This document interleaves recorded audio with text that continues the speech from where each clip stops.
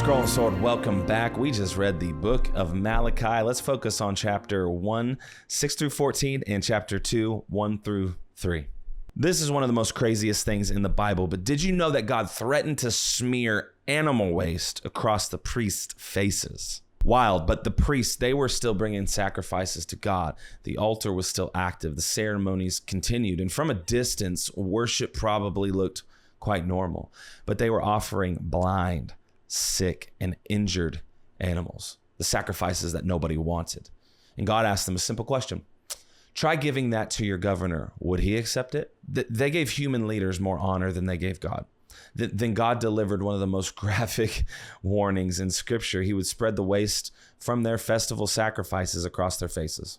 Like, God is a gangster. God gets messy. Like, look to your neighbor and say, God gets messy. And this word refers to the dung and internal waste that was removed from animal sacrifices. And according to the law, that waste was carried outside the camp because it was unclean, obviously. But God was telling the priests that if they continued dishonoring him, they would just be removed with the filth that they brought to his altar. This is likened to us, regifting things, but not just regifting something nice, regifting something that we were just going to throw in the trash, and then us expecting for that person to actually love and care for that gift and think it was something special. Their worship in this story was technically offered, but it communicated that God was worth their leftovers. God is not honored by worship that costs us nothing and gives him what we no longer want. It is totally possible to keep attending and singing and serving and giving and all the things and slowly treating God as common. I see this all the time in church. People are more concerned about do I fit into this friend group, or these girls don't like me, or these guys are mean to me. It's like, dude, what are we coming to church for?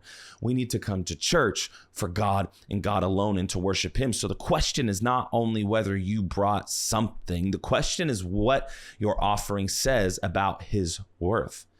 Do you give God your attention after everything else has drained it? Do you obey only when obedience is convenient, or do you offer him the parts of your life that you were not planning to use anyway? God, he's not asking for perfection. He is perfection. He is asking for honor.